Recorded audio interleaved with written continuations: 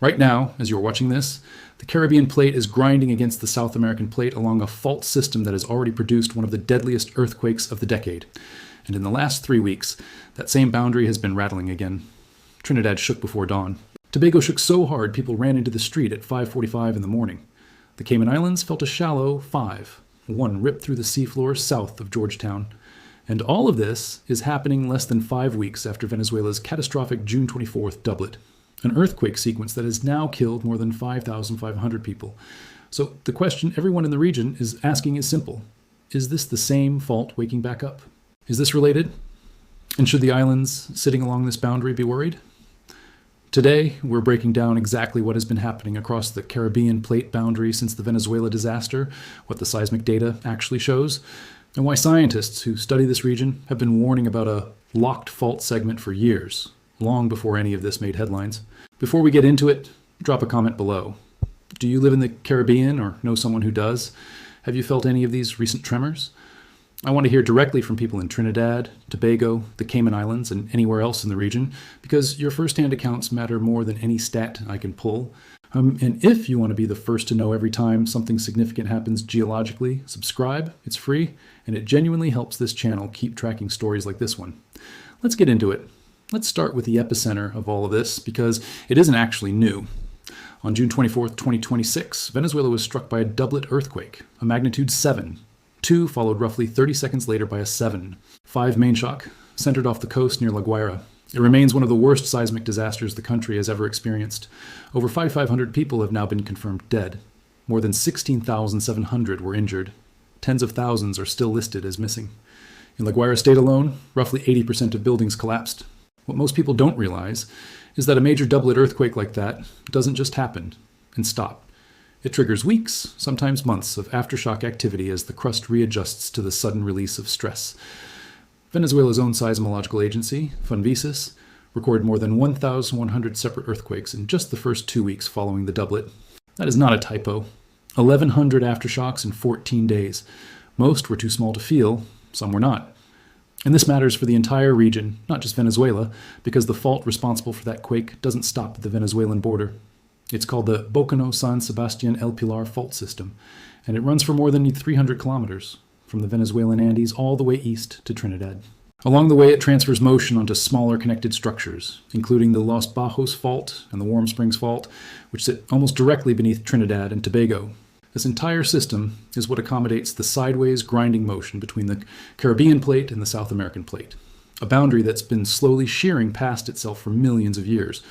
So when Trinidad and Tobago started shaking again in July, seismologists weren't looking at a coincidence. They were looking at the eastern end of the exact same plate boundary that unloaded catastrophically in Venezuela 5 weeks earlier. Let's go through the timeline, because there's more than one earthquake here and the pattern matters. On July 7th, at roughly 4:41 in the morning, a magnitude 4. 5 earthquake jolted residents awake across Trinidad. The University of the West Indies Seismic Research Center placed the epicenter off the coast near Carúpano, Venezuela, at a depth of about 79 kilometers, close enough to Port of Spain and Maturin that it was widely felt. Then, on July 20th at 5:45 in the morning, a much stronger event hit. Multiple agencies, including the European Mediterranean Seismological Center, the USGS and Germany's GFZ Research Center, converged on a magnitude in the 5, 3 to 5. 4 range, centered in the Caribbean Sea about 20 kilometers northwest of Tobago. Residents across the island were shaken awake. Reports came in from as far as St. Vincent and the Grenadines. It was, by any measure, a strong and unsettling earthquake to experience at that hour. And here is the detail that actually explains why nobody was hurt. That July 20th quake struck at a depth of roughly 73 kilometers. In seismology, that puts it in what's called the intermediate depth range, anywhere from 70 to 300 kilometers down. Earthquakes at that depth have a long column of rock between the rupture and the surface, and that rock absorbs and disperses a huge amount of the seismic energy before it ever reaches a building.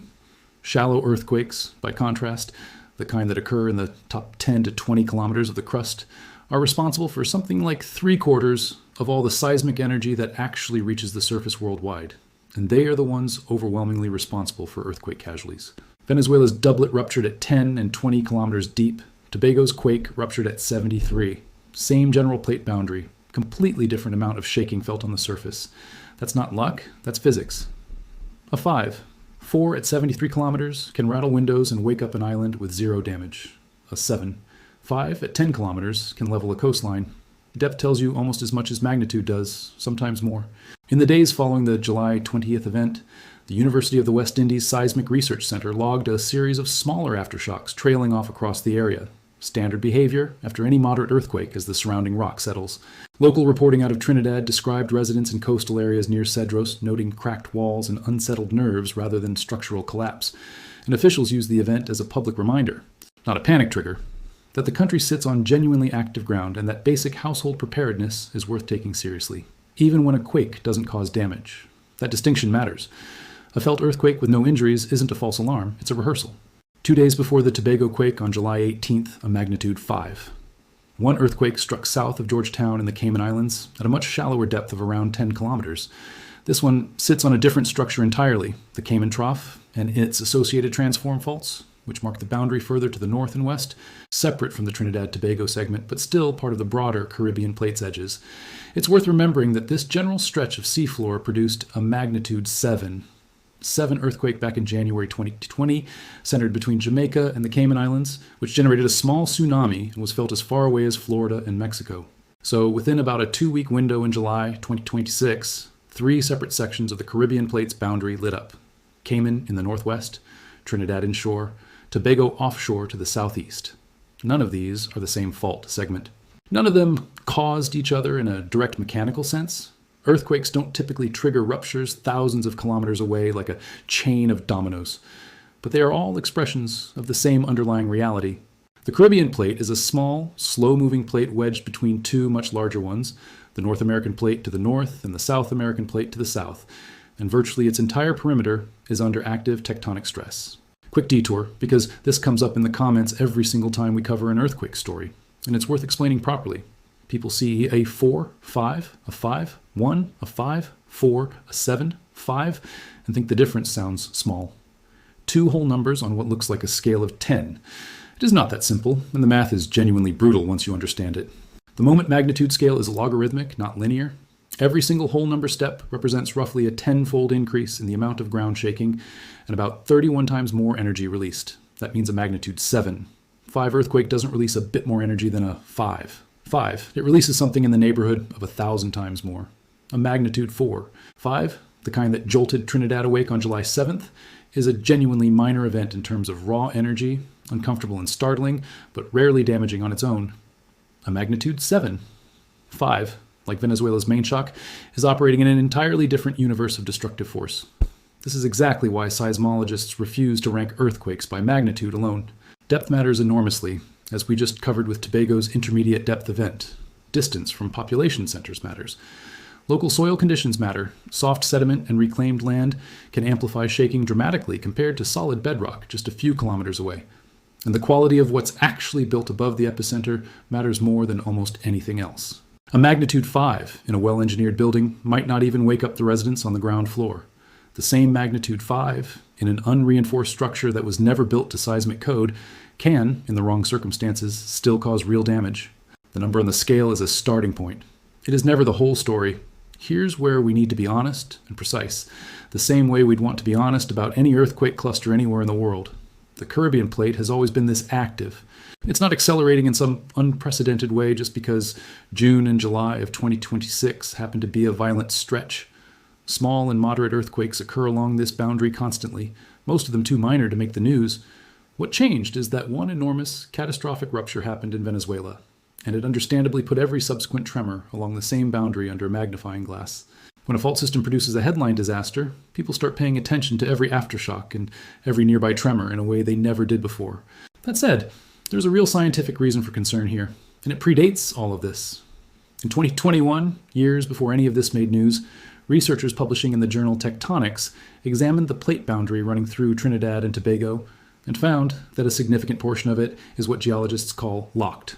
A locked fault segment is one where friction is holding the 2 sides together at the surface, even though the plates underneath are still trying to move past each other. Instead of grinding smoothly and releasing energy in small, frequent earthquakes, a locked segment stores up strain silently, sometimes for decades or centuries, until it finally breaks in one larger event. That research existed before this summer's swarm. The summer swarm doesn't prove the locked segment is about to rupture. But it is exactly the kind of activity that scientists who study locked boundaries watch closely, because it's a reminder that the underlying stress hasn't gone anywhere. The historical record backs this up. Since 1900, this stretch of plate boundary has already produced a magnitude 7 earthquake near Caracas in 1900, and a magnitude 6, 5 event in almost the same area in 1967. Further east and north, along the boundary that runs past Hispaniola and into the Puerto Rico Trench, the region has produced a magnitude 8, 0 earthquake near Samana in 1946, and a magnitude 7, 6 event in the Mona Passage in 1943. This is not a quiet corner of the planet that suddenly became dangerous. It's a boundary with a long documented history of major earthquakes, one that happens to have gone through a relatively quiet stretch in living memory, which is exactly the kind of pattern that makes seismologists uneasy rather than reassured. If you zoom out from Trinidad and Tobago and follow the plate boundary northwest, it eventually runs into the Puerto Rico Trench, the deepest point in the entire Atlantic Ocean. Here, the boundary between the North American plate and the Caribbean plate becomes what's called a subduction zone, where one plate is forced down and underneath the other. This kind of boundary is capable of producing megathrust earthquakes, the same category of event responsible for the 2004 Indian Ocean disaster and the 2011 Tohoku earthquake in Japan. The last widely felt event believed to have ruptured this specific interface was in May 1787, causing destruction across the entire northern coast of Puerto Rico, including Arecibo and San Juan. That was 239 years ago. There has not been a confirmed megathrust rupture along this section since. Scientists studying the Puerto Rico Trench have been explicit that the structure is capable of generating such an earthquake. What nobody can tell you is when. That's not evasiveness, that's the honest limit of current earthquake science. We can map where the stress is accumulating. We cannot predict the day it releases. We saw this play out with brutal clarity between Venezuela and earlier this year Japan, a magnitude 7. 4. Earthquake off northeastern Japan in April 2026 triggered a full tsunami warning, was felt by tens of millions of people, and ultimately caused 2 injuries and 0 deaths, largely because of decades of strict seismic building codes, early warning infrastructure, and a population trained since childhood to respond instantly. Venezuela's earthquake, similar in magnitude, hit a country where economic collapse had left construction standards unenforced and infrastructure maintenance deferred for years. The result was thousands of deaths. The Caribbean islands sit somewhere on a spectrum between those two extremes. Countries like Trinidad and Tobago have modern building codes for newer construction and an active seismic research center at the University of the West Indies that monitors the region continuously and issues public updates after nearly every felt event, which is genuinely a strength most disaster-prone regions don't have. But like much of the Caribbean, there's also a large stock of older buildings, some built well before modern seismic codes existed, and enforcement on retrofitting is inconsistent across the region. If a genuinely large, shallow earthquake struck directly beneath a populated area here, rather than offshore at intermediate depth, the outcome could look very different from what happened on July 20th. This is the part that matters most, because information without action is just anxiety, and that's not the point of this video.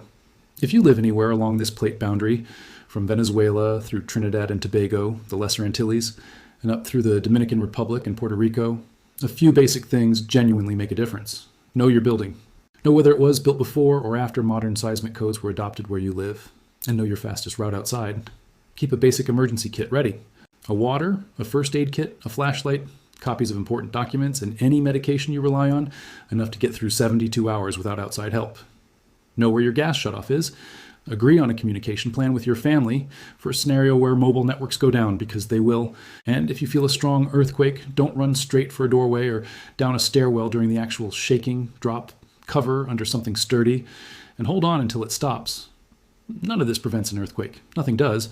But it is the difference, over and over again, between a disaster that overwhelms a community and one that a community gets through. It's also worth understanding what a felt earthquake actually asks of you in the moment, because the instructions people remember from movies are usually wrong. If you're indoors when strong shaking starts, the advice from every major seismological agency is the same. Drop to the ground before it drops you. Take cover under something sturdy like a table or desk, and hold on to it until the shaking fully stops, because the object may shift. Standing in a doorway is an outdated idea from an era of different home construction.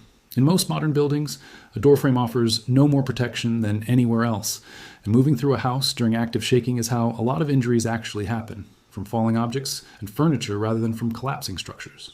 If you're outdoors, move away from buildings, trees, and power lines and stay in the open until it passes. If you're near the coast and the shaking is strong and prolonged, that is itself the tsunami warning. You do not wait for an official alert. You move to higher ground immediately. For coastal Caribbean nations specifically, it's worth knowing whether your local government has an official tsunami siren network and what it sounds like, because the Puerto Rico Trench and other nearby subduction structures mean tsunami risk isn't hypothetical for this region. A few minutes spent looking this up today costs nothing. Not knowing it during an actual event can cost far more. The Caribbean plate boundary has not suddenly become more dangerous in the last 5 weeks. It has always been this active, and it has always carried this history. What's changed is that Venezuela's June 24th doublet pulled global attention onto a fault system that scientists have been quietly studying and warning about for years. And now every subsequent tremor along that same boundary, in Trinidad, in Tobago, in the Cayman Islands, is being watched far more closely than it would have been 2 months ago. That's not a bad thing.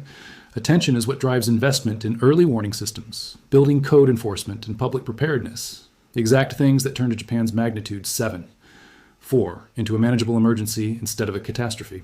The Caribbean has real strengths here: active regional monitoring, engaged seismic research institutions, and a population that, after this summer, is paying closer attention than ever. What happens next along this boundary, whether it's another decade of scattered moderate earthquakes or something larger, is not something anyone can predict with certainty. What can be controlled is how ready the region is when the ground moves again. We'll keep tracking this one closely, every aftershock in Venezuela, every new tremor along the Trinidad and Tobago segment, and any new research that comes out of the Puerto Rico Trench. Subscribe so you don't miss the updates. And I want to hear from you in the comments. If you felt any of these recent Caribbean earthquakes, or you have family in the region, tell me where you were and what it felt like. These aren't just data points on a seismograph. They're something millions of real people just lived through. Understanding that is what keeps this coverage grounded. See you in the next one.